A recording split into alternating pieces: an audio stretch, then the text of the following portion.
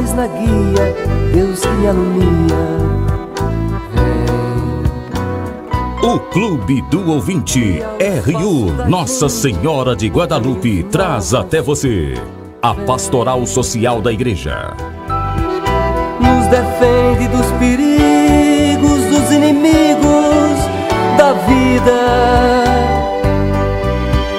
Vem, ó Deus, nos defender, nos proteger. Estimados ouvintes da nossa Rádio Universidade, hoje vamos dar início a um novo ciclo de palestras e de diálogos sobre o tema do ensino social da Igreja.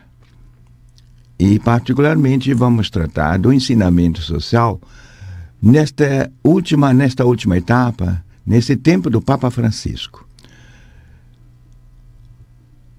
Estas mesmas palestras foram já apresentadas, pelo menos em parte, durante os encontros de liderança e agentes de pastoral que se estão realizando aqui na Arquidiocese de Pelotas, na paróquia de São Cristóvão, com a presença de mais de 80 ouvintes, participantes, que são lideranças das nossas paróquias, das nossas comunidades e movimentos de igreja aqui de Pelotas. Então, o tema Encontros de Liderança Cristã, sobre o título de Ensino Social Cristão, sob o Papa Francisco. O primeiro tema que vou tratar neste campo é este período novo que o Papa Francisco inaugurou no seu pontificado e que alguns já estão chamando o Papa da Igreja em Saída. É uma forma de chamar esse tempo novo que estamos vivendo na Igreja Católica. E a primeira coisa, então, que eu gostaria de dizer é que o Papa caracteriza os males sociais que estamos vivendo, indicando uma das suas raízes mais profundas desses males sociais que vivemos no nosso tempo de hoje. E, segundo o Papa, seriam as desigualdades que cada vez mais se acentuam, sobretudo entre países ricos e pobres, mas também entre grupos sociais ricos e pobres, e tendo como causa a concentração da renda, né? Então, o Papa Francisco escreve na sua encíclica e exortação apostólica Evangelii Gaudium, no número 202, ele diz o seguinte: enquanto não forem radicalmente solucionados os problemas dos pobres, renunciando à autonomia absoluta dos mercados e à especulação financeira, atacando as causas estruturais da desigualdade social, não se resolverão os problemas do mundo. Em definitivo, problema algum. A desigualdade é a raiz de todos os males. Então, aí está uma primeira constatação que o Papa Francisco faz, né, ao entrar nesse campo tão vasto da doutrina social cristã, que o Papa muito bem conhece e que ele recomenda fortemente aos cristãos que conheçam, procurem se aprofundar neste campo, né? Então, quais são as fontes do ensino social de Francisco? Onde é que ele se especificou? Onde é que ele se expressou sobre esse campo? Onde é que ele expôs a sua doutrina, a sua visão, né, sobre a repercussão social do ensinamento cristão, né? Aquilo que é a nossa fé, aquilo que é a nossa postura de vida, ela tem uma expressão e tem uma consequência inelutável, diz o Papa, no campo social, né? Onde que ele expôs isso? Então, em 3 documentos, sobretudo, né, que a gente aqui vai se inspirar. A exortação apostólica à alegria do Evangelho, Evangelii Gaudium, né, que eu já citei uma frase agora, há pouco, especialmente no capítulo 4, a dimensão social do querigma cristão. O segundo documento a que eu me refiro é o discurso que o Papa fez aos movimentos populares em Santa Cruz de la Sierra, em 2015. Na verdade, este já é o segundo.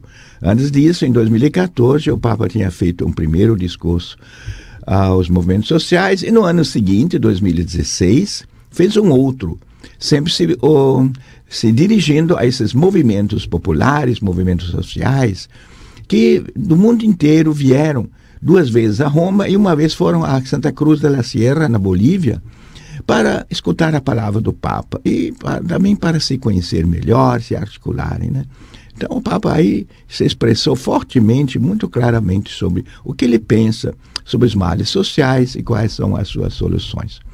E o terceiro documento, do qual me vou valer nestas falas agora, é o documento da encíclica social Laudato Si, esta primeira grande encíclica social, assim chamada, do Papa Francisco, porque a exortação apostólica, Evangelii Gaudium, mas mais sobre a evangelização.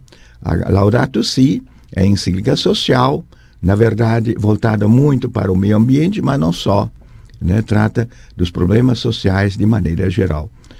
Laudato Si, ou louvado sejas, sobre o cuidado da casa comum. Nós podemos chamar este período do Papa Francisco, né, diferenciando-o dos anteriores, né, dos papas anteriores, desde Leão XIII, né, com a Rerum Novarum, Pio XI, 40º ano, né, João XXIII, com o concílio, depois com João Paulo II, né, foram grandes papas e foram períodos diferentes, né, do ensino. Com o Papa Francisco, nós entramos numa nova fase. Nós podemos chamar assim a Igreja em saída. Neste período, então, o Papa convida a Igreja a ir ao encontro das pessoas, sobretudo as que estão fragilizadas, marginalizadas, nas periferias existenciais e geográficas. Então, eu cito aqui uma passagem da Evangelii Gaudium, onde o Papa convoca os cristãos a saírem, né, da sua redoma, saíram das suas seguranças, né, dentro da igreja e começar realmente a irem ao encontro desse povo ferido, machucado. Então diz assim: saiamos para oferecer a todos a vida de Jesus Cristo. Repito aqui, para toda a igreja, aquilo que muitas vezes eu disse aos sacerdotes e aos leigos de Buenos Aires, onde, como sabemos, o Papa foi bispo e arcebispo antes de vir a ser Papa. Prefiro uma igreja acidentada, ferida e enlameada por ter saído pelas estradas, a uma igreja enferma pelo fechamento e a comodidade de se agarrar às próprias seguranças. Não quero uma igreja preocupada com ser o centro e que acaba presa num emaranhado de obsessões e procedimentos. Então, o Papa aqui fez muito claramente, né? A igreja não é para ficar dentro dos seus muros, cuidando, né, dos procedimentos e preocupado muito mais com processos internos. Não. A igreja está aí para servir e tem que ir ao encontro do povo, lá onde estiver, sobretudo nas periferias. Uma igreja em saída. Aqui também eu vou citar mais uma passagem do Evangelii Gaudium, para caracterizar, afinal, o que nos deve inquietar como cristãos, quando olhamos para esse mundo. O que nos deve preocupar, né? Então diz o Papa o seguinte: se alguma coisa nos deve santamente inquietar e preocupar a nossa consciência, é que haja tantos irmãos nossos que vivem sem a força, a luz e a consolação da amizade com Jesus Cristo, sem uma comunidade de fé que os acolha, sem um horizonte de sentido e de vida. E ainda continua o Papa: mais do que o temor de falhar, espero que nos mova o medo de nos encerrarmos nas estruturas que nos dão uma falsa proteção. Então, o medo de falhar não deve ser motivo para a gente não sair. O que deveria muito mais nos marcar, né, é esse medo de nos encerrarmos em estruturas que não nos dão uma falsa proteção, nas normas que nos transformam em juízes implacáveis, diz o Papa.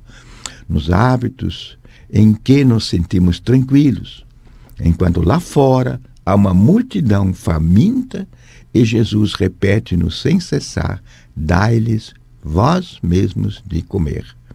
Frase tirada do Evangelho de São Marcos, capítulo 6, versículo 37. Né? Quando os discípulos disseram: olha, tem essa multidão aí, não tem o que comer, o que vamos fazer? E Jesus os desafiou: dai-lhes vós mesmos de comer. E isso é para nós hoje também um grande desafio, dar de comer. Não só o pão material, mas sobretudo aquele pão espiritual, de que também hoje as pessoas tanta necessidade sentem. Ainda poderíamos então dizer, esse período do Papa, além de ser um Papa de uma igreja em saída, é também um período franciscano, no sentido de que nos lembra São Francisco, né?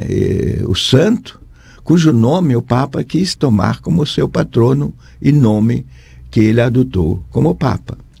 Então, a escolha do nome Francisco denota um projeto de igreja. Uma igreja pobre, simples, evangélica e destituída de todo o poder. É uma igreja ecológica que chama todos os seres com o doce nome, a doce palavra, irmãos e irmãs. Assim podemos ver, né, numa página do IHU online, onde fala deste período do Papa Francisco, o período franciscano. Esse período, então, em primeiro lugar, um período que nos lembra a pobreza de São Francisco de Assis. E nos deve inquietar aquela multidão que está fora da igreja. E essa inquietude tem a ver com misericórdia e com a opção pelos pobres. Então, aí dentro desse paradigma do grande princípio ético-teológico da misericórdia, da qual o Papa se fez paladino, isto é, promotor, até mesmo para ele, porque ele experimentou, né, esta maneira de maneira muito viva, esta realidade, como ele descreve na explicação de seu brasão pontifício. Né? O Papa Francisco colocou no seu brasão, né, de Papa este lema: por misericórdia ele me escolheu. Isso é uma frase traduzida, né, de São Beda, o Venerável, que falava da conversão de chamado São Mateus. Né? São Mateus, quando estava lá sentado, né, no telônio, como cobrador de impostos, Jesus olhou para ele e o convidou, disse: vem e segue-me.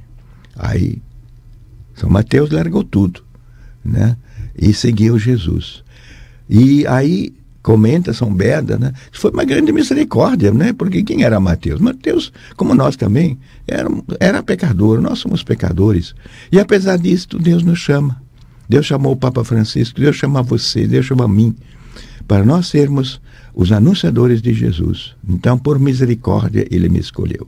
Então, esse princípio é fundamental, né, nesta nova fase do Papa Francisco, né, o princípio da misericórdia. Nós todos somos contemplados pela misericórdia do Senhor, temos que ser testemunhas dessa misericórdia para os outros.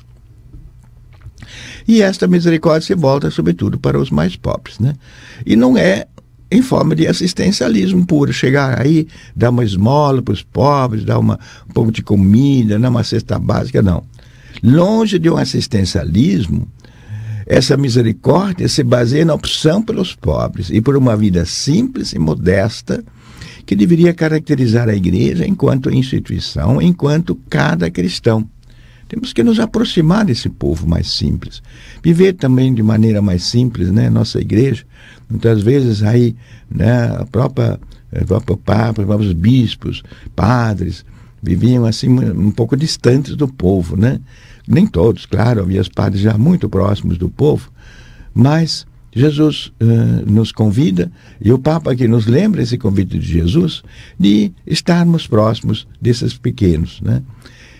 Dentro desse paradigma, o povo é protagonista da história. Então, a gente se aproxima desse povo, não para dizer, eu vou fazer uma caridadezinha para eles, vou tirá-los da miséria, não. Eu vou, junto com eles, procurar caminhos para uma promoção de todos eles, num progresso, num desenvolvimento, né, de uma libertação também em todas aquelas situações injustas. Então, dentro desse paradigma, o povo é protagonista da história, né? Isso nos lembra o Papa, que deve ser transformada para se adequar às exigências do reino. Muito bem, então nós estamos já vendo neste primeiro tema sobre o ensino social sobre o Papa Francisco, esse período novo que estamos tendo dentro da igreja, de um ensino social mais voltado, né, para os mais fragilizados, e tendo como tema central a misericórdia, né? Agora, quais são as características desse período, né? A gente poderia analisar isso um pouquinho. Aqui me vale um pouquinho também de uma análise feita por um estudioso do assunto, o padre Antônio Aparecido Alves, que foi estudante lá do Pio Brasileiro, lá no meu tempo. Ele fez lá um mestrado em doutrina social da igreja, na Gregoriana.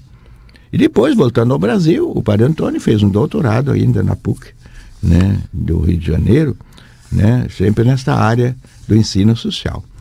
E ele também caracteriza um pouquinho, né, dele tomei essas quatro características do período do Papa Francisco, neste campo da doutrina social. Primeiro, uma igreja pobre, dos pobres e para os pobres. Né? O Papa realmente quer uma igreja que se aproxime desse povo, não vive no luxo, não viva, né, na ostentação, não. Viva de maneira simples, como o próprio Papa faz, né? Ele saiu do Vaticano, saiu daquele palácio, foi morar num albergue, né?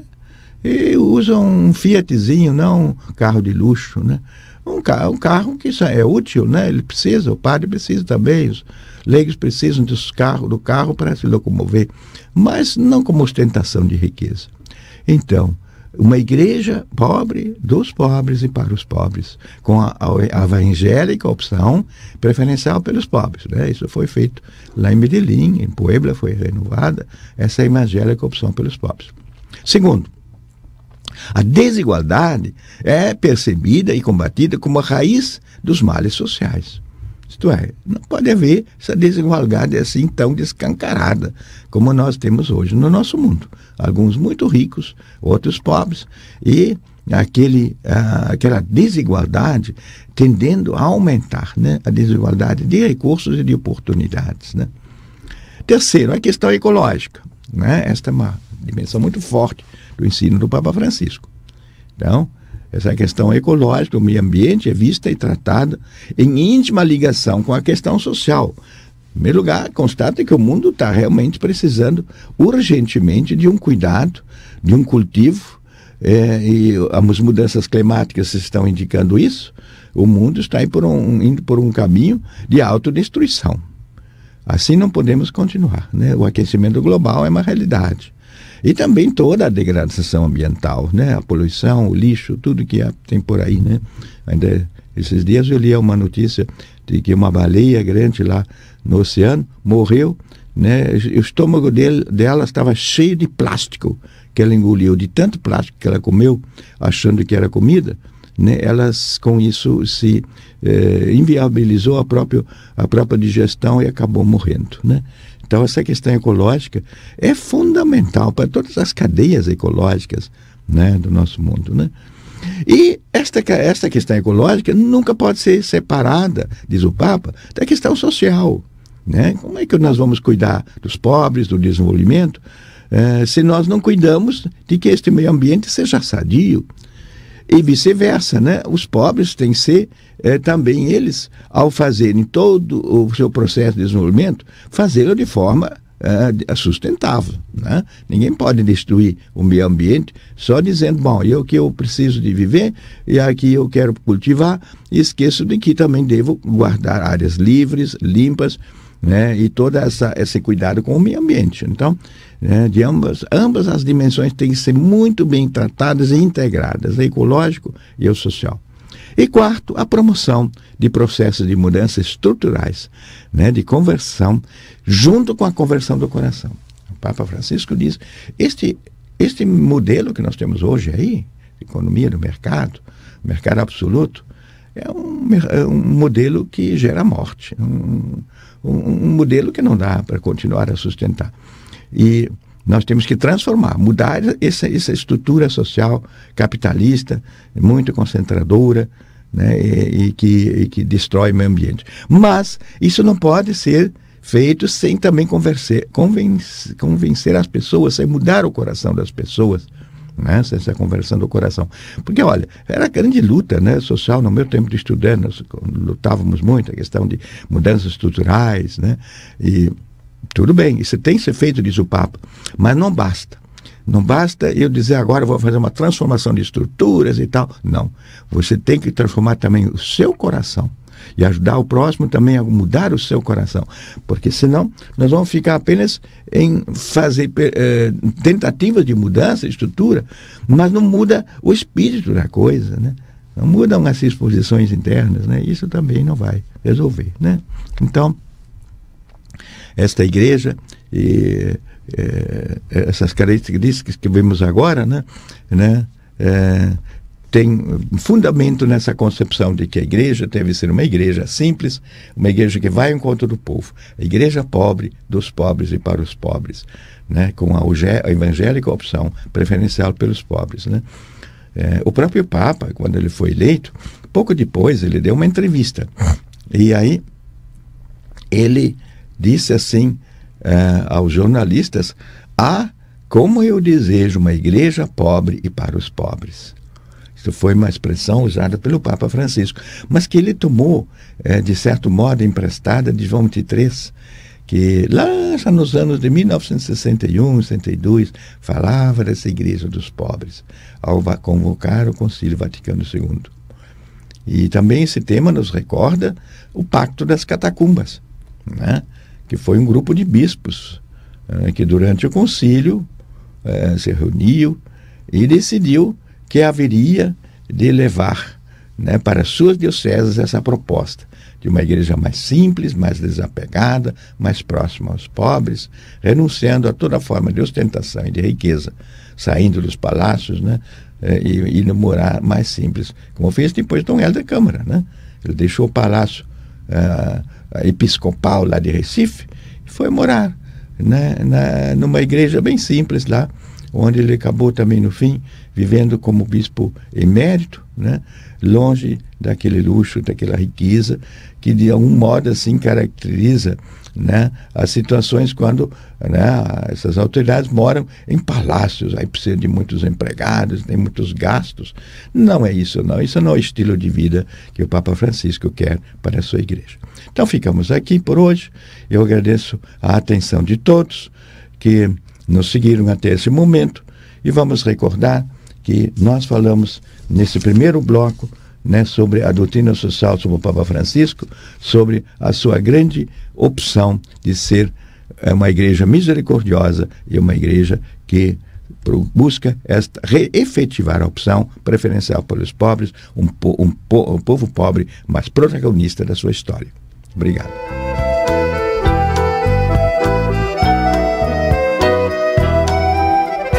Luz na frente, paz na guia, Deus que me alumia. Seja um missionário da evangelização. Participe do Clube do Ouvinte. Um oferecimento Rádio Universidade, uma emissora da Arquidiocese de Pelotas. Dos inimigos da vida, vem, ó Deus, nos defender, nos proteger. Vem.